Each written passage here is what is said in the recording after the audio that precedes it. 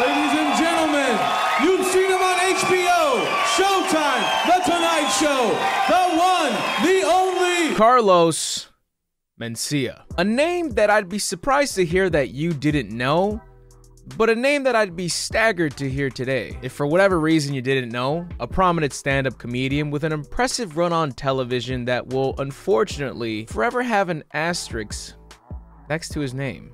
That's an entire video on its own. Hi, Joe Rogan. But by impressive run on television, I am of course referring to his sketch comedy show from 2005, Mind of Mencia, which I already knew this was the next show I wanted to hit after The Man Show. And I thought The Man Show was controversial. But in the words of a great boxer, now turned crypto scammer, buckle the fuck up.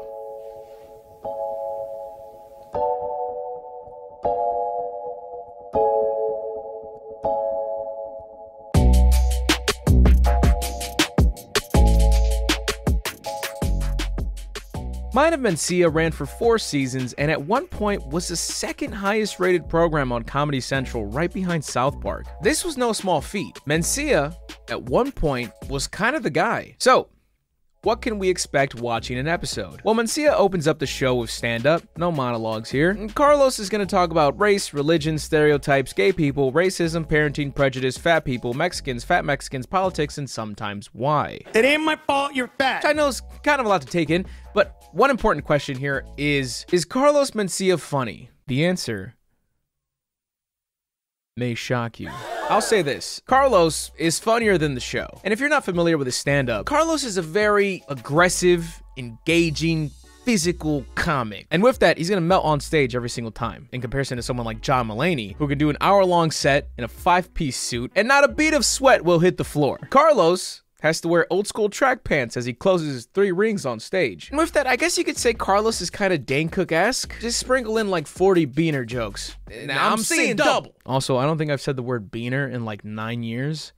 Carlos probably hasn't said it in 9 minutes. The beaner got a show! And I don't want to get into the politics of the word because we have much bigger fish to fry with this series. Also, both parents Mexican, just in case you want me to issue an apology or some shit. Concerning Carlos's stand-up, Carlos does sometimes have good premises for his jokes, but his delivery is simultaneously his crutch and his worst enemy. I think at his worst, he's a bit of a one-trick pony, something like setup, punchline in dumb voice, bring in the Mexicans, yell, please clap. Watching the Discovery Channel, and the kids, that's what it is. My dad, a wetback immigrant to this country. All right, already.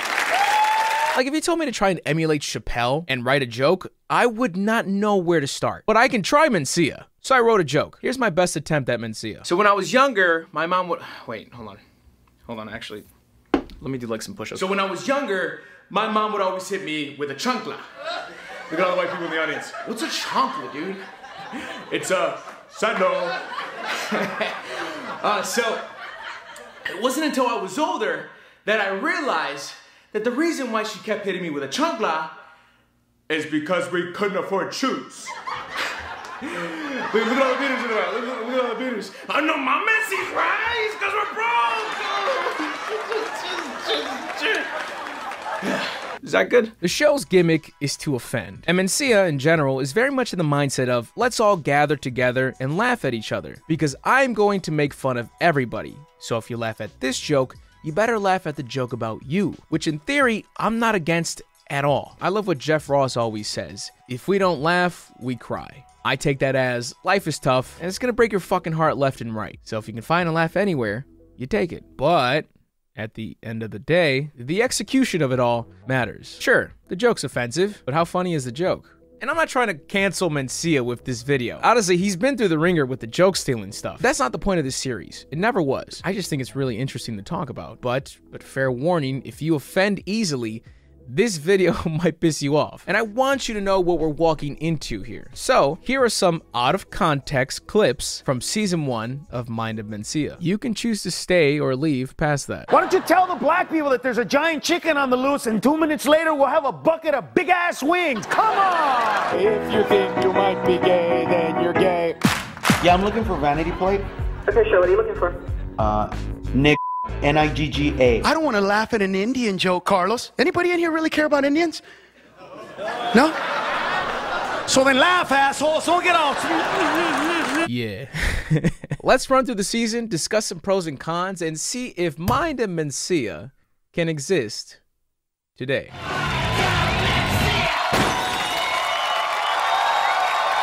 Episode 1, Carlos immediately pays a bit of homage to Chappelle, when about a year's time would have his final episode of Chappelle's Show air. Carlos does this while simultaneously differentiating himself and destroying the idea that this is just gonna be the haha funny taco burrito show, just because now he's the Mexican that got his own show. And as promised, Carlos wastes no time. He immediately starts talking about 9/11, joking how it is now the Muslims' turn to suffer blatant racism in America. The format of the episode is standard, opening stand-up and then a series of skits. The first being a quick parody of the Chili's baby back ribs commercial, which doesn't even really have much of a point. It's just like, yeah, Muslims, right?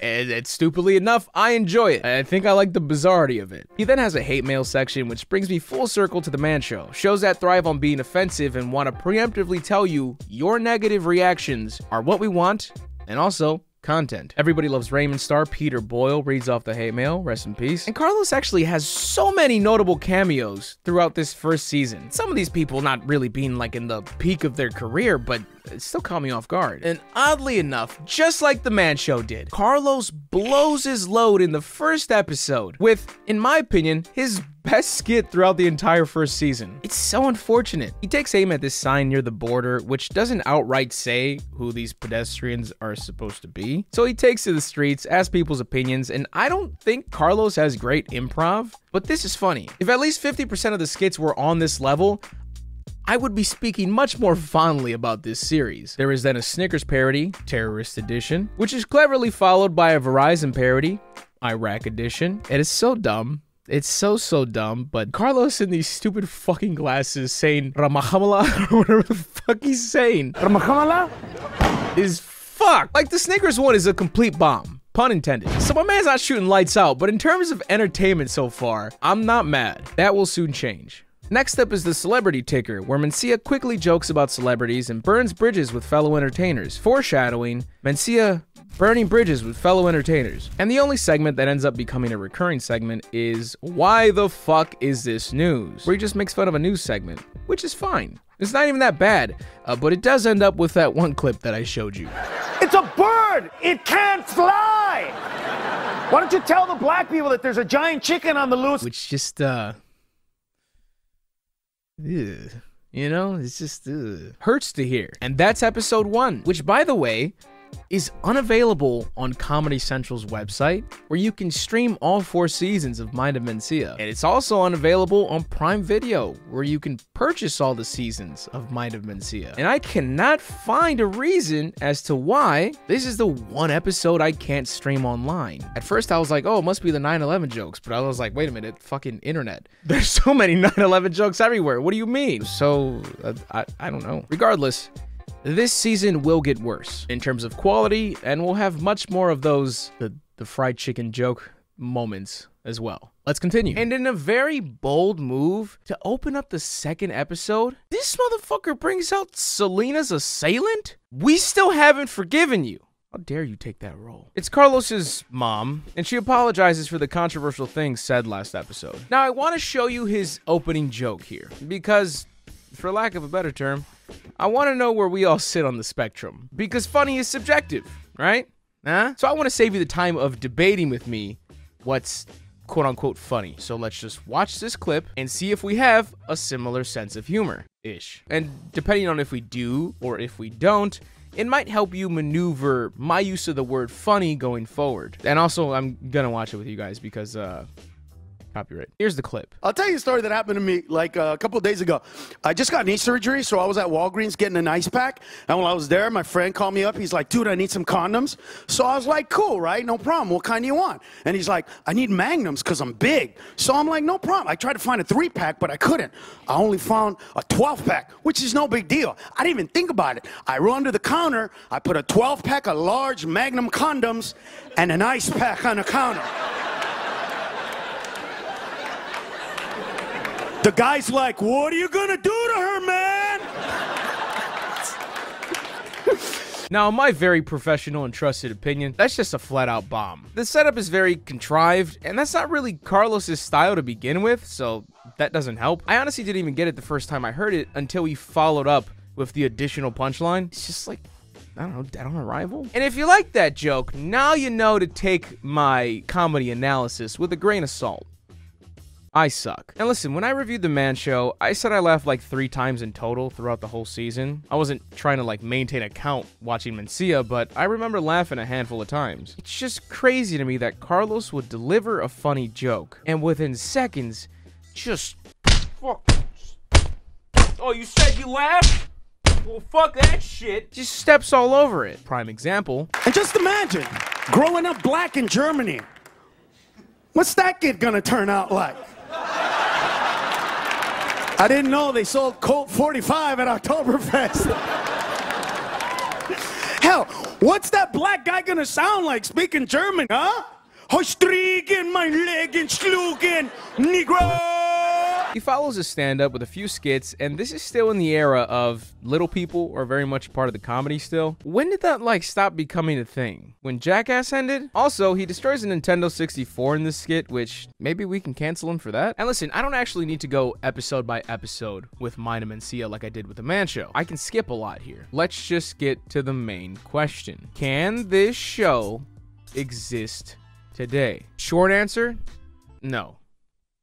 Long answer, no. Mind of Mencia is so dependent on racial humor. So I try to think of where I take in the majority of racial humor nowadays. And it's in stand-up comedy, what comedians refer to as the last line of defense, the sacred grounds, the stand-up stage. And you might think, well, Carlos opens the show with stand-up, which yeah, but it's not the same. And I think Carlos would agree. Trying to keep this same level of edginess and by-the-balls racial humor in a cable TV sketch comedy show is a tough uphill battle. But let's say he went around cable. Let's say he funded the whole show himself and got it on Netflix. The Mind of Mencia reboot would still fail because of Carlos Mencia. I give Carlos his flowers for the impressive run he had, allegations aside, but Carlos, just as a comic, is not clever enough to maneuver today's minefield. He's unflinching to a fault, and he's still doing shows, and he's still the same dog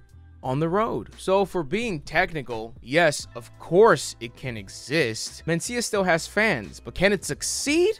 I don't think so. And I'm saying this after watching 20 plus videos of Mencia's online commentary series and recent stand-up bits. And if I remember correctly, this is what I said about The Man Show. It's not so much that you can't joke about certain things nowadays. It's just that you gotta be fucking good if you're gonna do it. And I just don't think Mencia's that good. I think he could get a crowd to rally behind him and be like, oh, come on, free speech is dead. Let him say what he wants to say. And then there would be a massive crowd trying to cancel him. And then there would be the in-between crowd. That's me, where I'm not necessarily doing either, but it's just like, I just don't like the show. But can I talk about some fun things now? Because I think we should talk about some fun things during the season. We found these hair samples at the crime scene. Great, let's run it through the DNA analyzer and see who the murderer is. Is that the face of our killer? Yes, now let's check out the facial recognition database to see if we can come up with a name.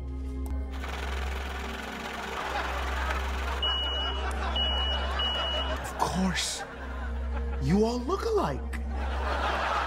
We never catch anybody! The funniest part about that skit is Bobby Lee, and I hate how Carlos chose to spoon feed that punchline to us. Like, as soon as you see the matches, everybody instantly gets the joke. Oh yeah, you all look alike. We fucking get it, Carlos. We were all watching. It's like I just fucking hate the writing on the show sometimes. It's like, I don't get it. They go up for the layup, and then all of a sudden, just someone smacks it off the board. And it's in their own camp. One fun thing to talk about with this show is that there's a fair amount of production value here. Nothing really looks like shit or below par from what you would see from any sketch comedy show. I actually like the intro and the transitions. I think they keep the energy up. There's a lot of backing here, and they still let Carlos wear his own wardrobe. Why?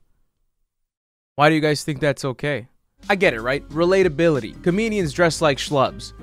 But there should be a line, I feel like. Long sleeve, green. You look like a dingy Sprite. What am I wearing? Another fun thing to talk about here is what's the most offensive skit in season 1? And honestly, it's a bit disappointing. There's no clear victor here. They're all kind of equally offensive in a sense. If anything, and I'm pretty sure about this actually, the worst thing said on this show is definitely one of his stand-up bits and not in the skits. But if I had to roll with like a top 5, I'd probably go with Confucius Carlos, where Carlos answers the questions of many seekers of truth. He's here, sat down, he has a Fu Manchu, and Ken Jeong's here, and he does the thing. Even Carlos does it. Why do white people do crazy shit like a climb a mountain? During the skit, he makes fun of vegetarians, fantasy sports players, women with fake tits, and white people. So a pretty lax session for Carlos in terms of direct targets. There's also a sumo wrestler that comes out who's called Ching Chong Chow. Ching Chong Chow! And if we're just gonna clean house on the H comedy anyways, you can't talk about Carlos Mencia without mentioning, well, if you're unfamiliar with Carlos, you might not know that one of his big catchphrases was DDD, which was very popular. DDD at one point was King. King DDD. Except he says it this way. He would use it as a punchline for stupid people and just make that voice in general as a punchline. And whenever met with backlash, he would just clarify, quote, "I don't make fun of people who were born retarded. I make fun of people who were born and are now retarded." Unquote. You do with that defense what you will. Oddly enough, there's not as much as I thought there would be to talk about concerning Mind of Mencia. I mean, sure, I can just keep running down skits, but at this point, I'm more so curious at the progression of the seasons. Like, where does he go from here? Because I started feeling filler episode vibes around episode 8 this season. Does he just keep milking stereotypes? Is it more topical? It's all so frustrating because I genuinely want to like this show. It has all the tools to be acceptable at the very least, and although the first season has a glimmer here and there, overall I would say it's a disappointment, and I don't know how much that can change if you never swap out the pilot. All in all, Mencia's stand-up career might be tainted, but I think there's hope for this show. Maybe not necessarily to succeed today, but to maybe prove itself through a past lens. I guess we'll just have to wait and see. If you guys enjoyed this video, please leave a like. It very much helps, and I very much appreciate it too. Leave another one if you can, because you probably didn't leave the first one. Thank you. Please subscribe because I have more content coming your way. Shout out to my lovely patrons for always supporting the boy. I finally have a P.O. box. Well, I mean, I did have one and then it closed, but I have one now. It's in the description. It's also on screen. So if you want to send stuff, that'd be cool. If I get enough packages, I think it'd be fun to make like a second channel video opening up some stuff. Also subscribe to the second channel. I've been uploading fairly consistently there, so more content. Yay. And as always, I am Mr. Gigi and I am out. Bah.